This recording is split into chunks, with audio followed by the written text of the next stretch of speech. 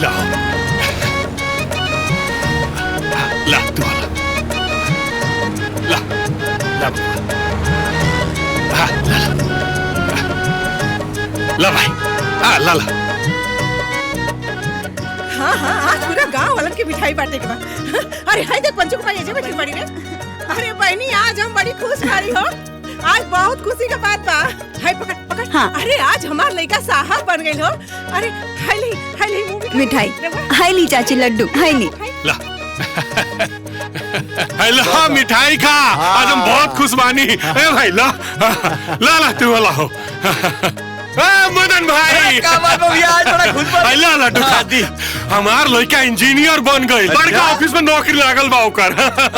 पैसा खूब कमाई। अरे यही खातिर तो दिन रात मेहनत करनी अपना लड़का का पढ़ाऊनी लिखाऊनी। अच्छा तनी ओनो मिठाई बांट के आओ तनी। हाँ क्या बात। अरे हाँ अरे कहीं ना वाला बहनी। अरे हमार लड़का इंजीनियर हो गई लो। ला बाबू।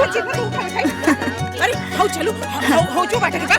हाँ हाँ बहनी अब हमार लड़का बड़का कारी में चली हो। आज अच्छा चाची चल चल जल्दी चल। ओ मनोहर भाई ला लड्डू खा। ला भौजी तू हो खा। आज भजन लाल के ऊपर से गरीबी के ग्रहण मिट गईल। हमार लड़का पास हो गईल इंजीनियर बन गईल।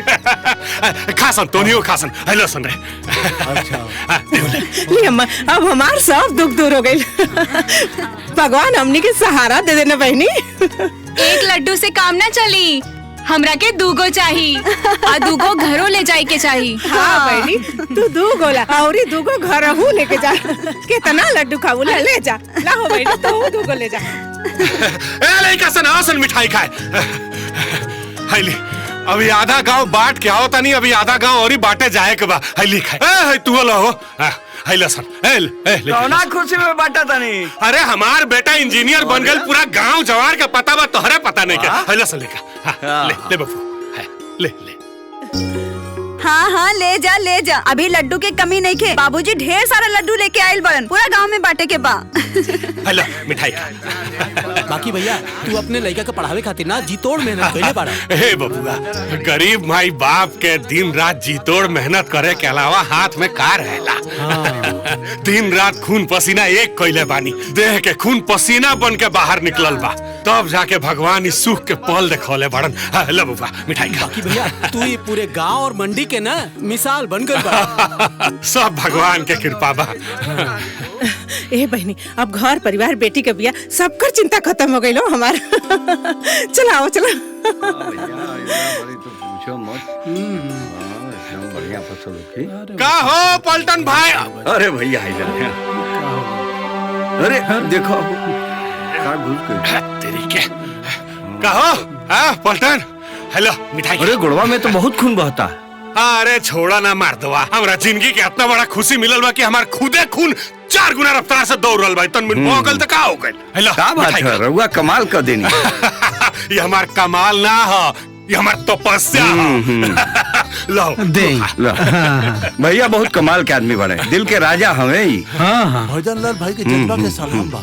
यही से कहल जाला बढ़े पूत पिता के धर में खेती उपजे अपने कर में।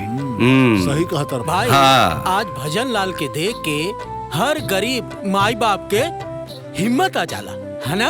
अरे ओकर माई जौन बात दिन रात पूजा पाठ कई के ओही में लगल रहेले। भगवान आज ओकर सुन ले।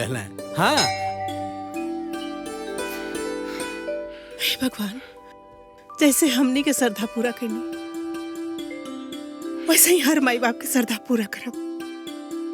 हाँ प्रभु ये बात झूठ नहीं है कि रउआ घर में देर होला लेकिन अंधेर कबो ना होला। राउर महिमा अपरंपार बा।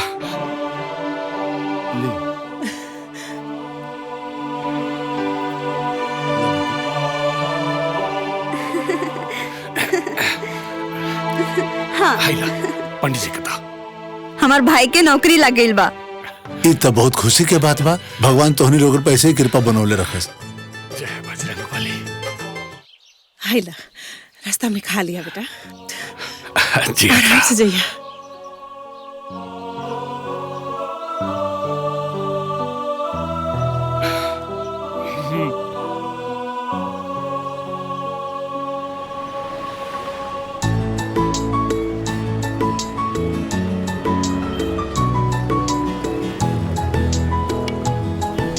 ए फेकू भाई गाँव अरे आओ भैया बैठो बैठो बैठो।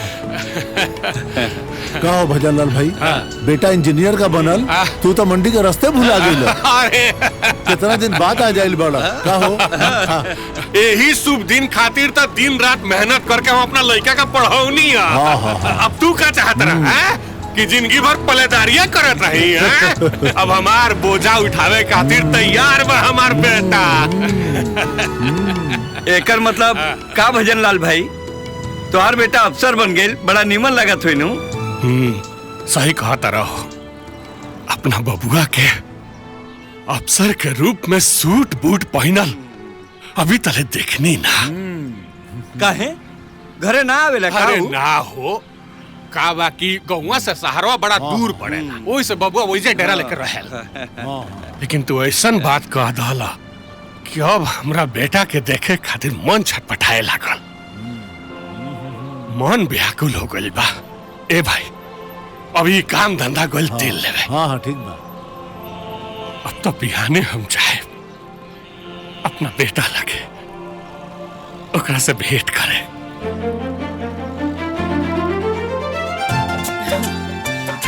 देख लो कितना बड़ा ऑफिस बा।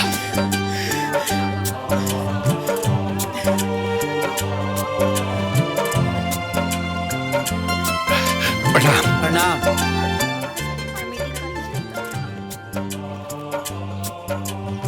का काम हो?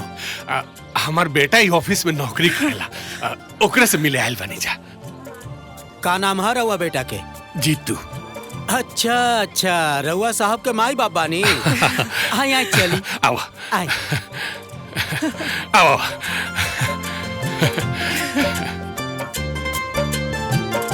आई आई बैठी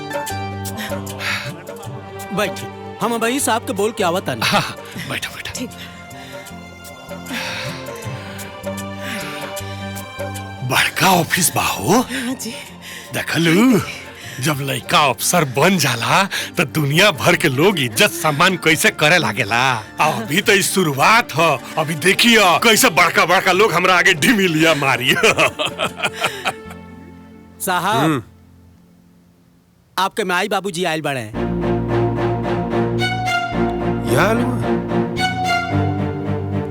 हम उनका के बाहर बैठौले बानी। हम तो बोले रहने कि हम खुद आए, फिर काहे खातिर यहाँ आए? ठीक है भेजा जी।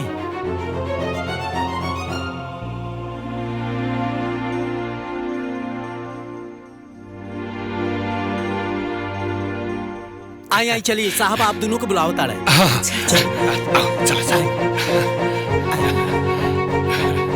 आओ।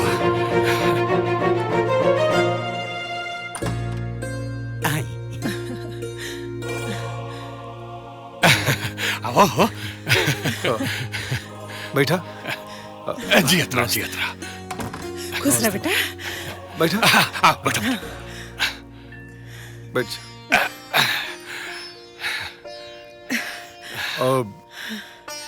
और सब ठीक बा? हम बबुआ सब बढ़िया।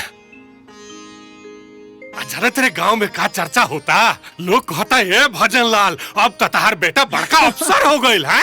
अब तो बड़का घर से रिश्ता आई, ढेर दान दहेज देवे वाला लोग आई है। आ तारा बेटा किने कोशिश करी है और ही लोगवा का कहत रहो। अरे हाँ रे, हाँ राम परवेश ना वो हमसे तो कुंडली मांगत रहे। लेकिन बबुआ हम सोच ले बानी कि केहू बेटिया वाला आके ऐसा तेल बेल अगड़म बगड़म बात हमरा से जे कइले लाठी लेकर दौड़ाए है। पेड़ लगाई हम आम खाई के और ई ना होके दम बबुआ।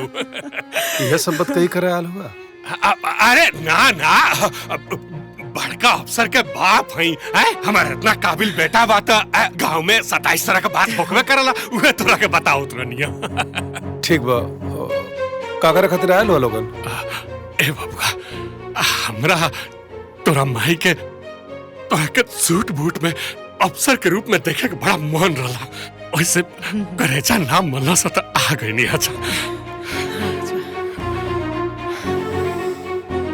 बाबूजी पगला गल हुआ का? दिमाग काम ना करत है?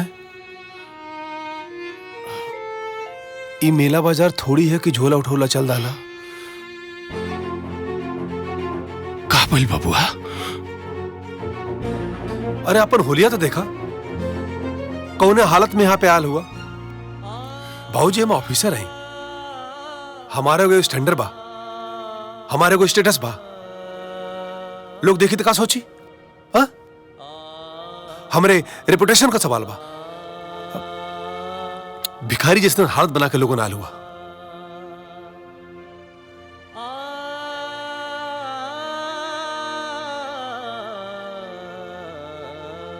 है कुछ पैसा बा?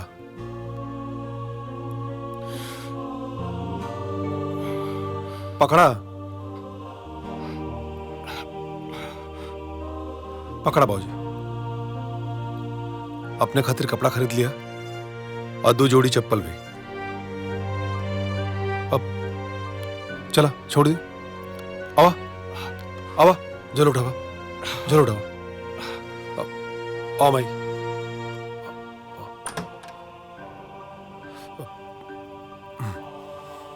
हाँ आओ चल माई।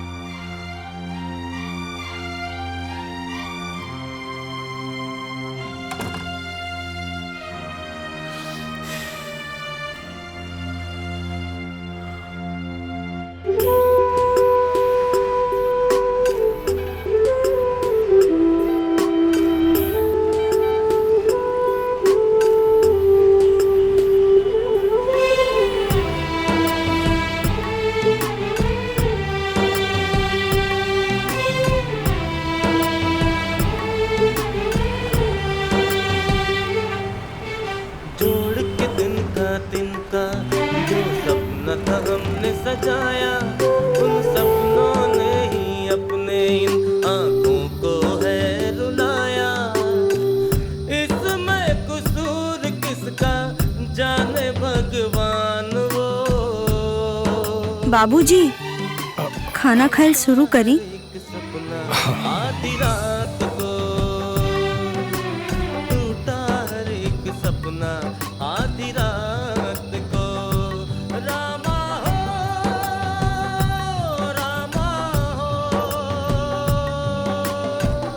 तू कह रो तरु हो? अरे ना जी कैसे भुला जाए। अरे अपने माई बाबू के क्यों ऐसे बोले लगा जी?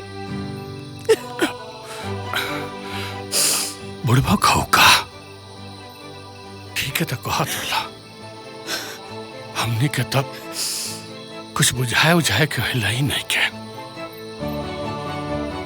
कि कहां कैसे जाइल चला। हमने के लड़का बड़का अफसर है, तू देख लू है ना ओकर चपरासियों हमने से बढ़िया कपड़ा पहनले रहला। हाँ बड़का बड़का लोग ओकरा से मिले आवत हुई, ओकरा तो अपन प्रतिष्ठा बचा के रखे के पड़ी नू। हाँ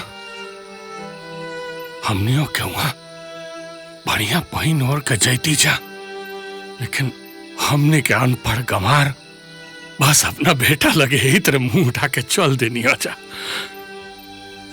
अरे हमने के गंवार है, गरीब है, तो का बेटा ऐसे बोली का जी?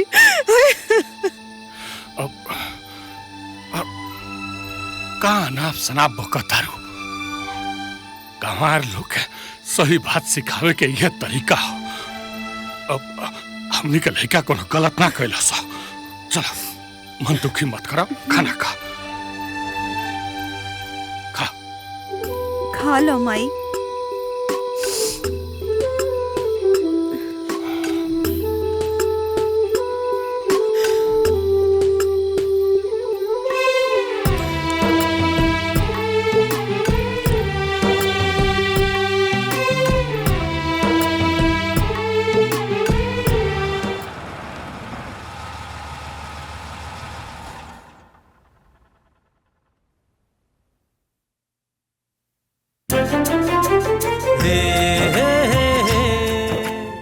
छोटू हाँ साहब कहाँ बाड़े?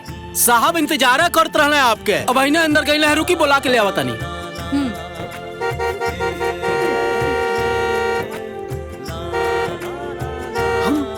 अरे 2 मिनट तो रुक जा।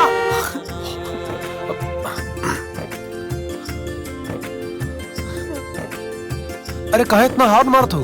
तो हाँ न मारी तो का करी? इतना देर से वेट करता नहीं हमरा। उल्टा चोर कोतवाल के डाटा है। अरे हम तो हर वेट करते रहनी है। अच्छा ठीक बा, जल्दी से सॉरी बोलो, बात रफा दफा करा और जल्दी आके गाड़ी में बैठा। अब सॉरी भी हम ही बोलो? हाँ। ओके ठीक है, सॉरी। ओके आवा। ये लड़की लोग से क्यों भी ना जीत सकला।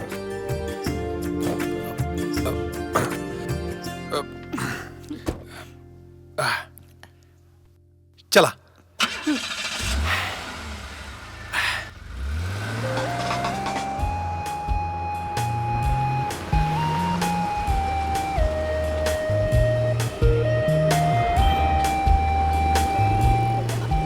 अच्छा जीतू, हाँ अगला तेरा पर ना एगो नया पानी पूरी के ठेला बा।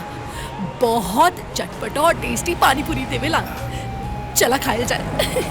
ठेला वाला वो पानी पूरी है? अरे यार हमने के स्टैंडर्ड के सूट ना करी। अरे यार ई का तो हर बात पे स्टैंड के सूट ना करी, स्टैंडर्ड के सूट ना करी कहेला। अरे रुचि यार, हमरे कहले का मतलब तो समझा। अब देखा वहां पे छोटा मोटा लोग जाना जेकर कोनो स्टैंडर्ड ना होला। अरे तोहरा के पानी पूरी खाए के ना, चला तोहरा के आज हम मॉल में पानी पूरी खिलाओ था नहीं। तब तोहरा के समझ में आई हम काहे स्टैंडर्ड के बात करीला। उ का है ना रुचि, इंसान के थोड़ा चूजी होके के चाहिए, मतलब स्पेशल होके के चाहिए, बुझलू? ठीक बा, हम ही तो हार गुरु ज्ञान याद रखब। पर पहले ई बतावा आगे की का बात बा? का करे के बा मतलब? अरे अब तो जॉब लग गई बा, तू सेटल हो गई बाड़ा, अब आगे की फ्यूचर प्लान्स की का? Future plan? अब अरे का कहल चाहता रू, खुल के बोला। हम शादी की बात करता नहीं। हाँ तो शादी करल जाई। कब? तू जब कब तब। ओह जीतू, हमरा कहे से कुछ ना होई। तब का करा काले से होई? हमार पापा डिसाइड करिए ना। हाँ तो पापा के बोल के डिसाइड कर ला। अब ई भी हम ही करी। अब चुपचाप आकर के पापा से बात करी। लेकिन कब? हम काल पापा के ऑफिस जाए से रोक ले, तो चुपचाप आके पापा से बस बात कर लिया। ओके डन, ठीक है? ठीक। अब चला।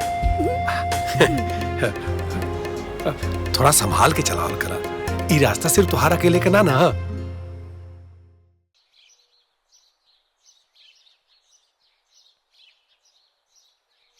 हाँ?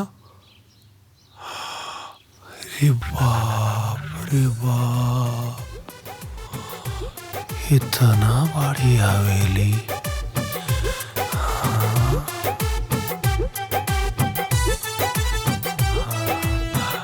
मिस्टर जीतू, यह ससुराल तोरे स्टैंडर्ड के सूट करी। इस ससुराल के तू लॉक कर दा।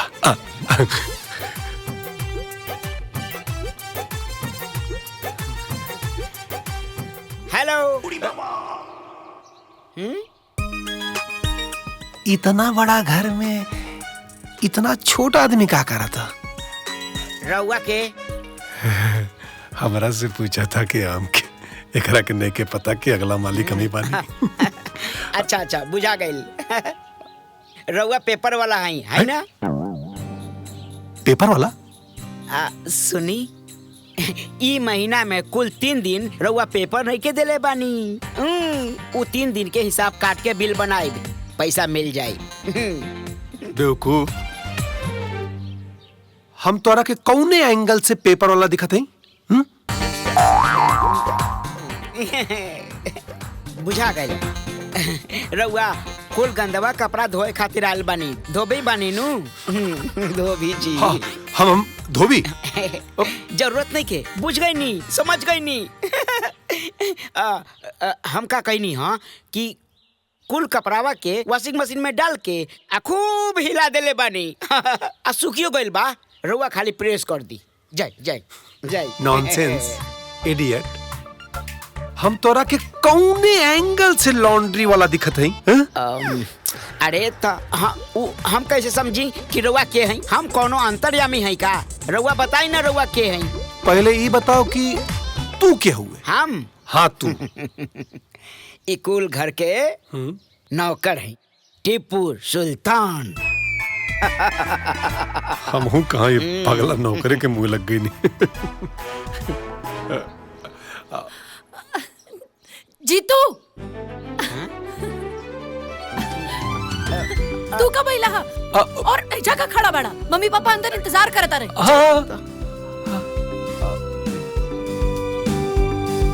अब बुझाइल हम के बानी? छोटू छोटू ना, टीपू सुल्तान। लेकिन ये घर का होके वाला सुल्तान हम हैं। चल हट।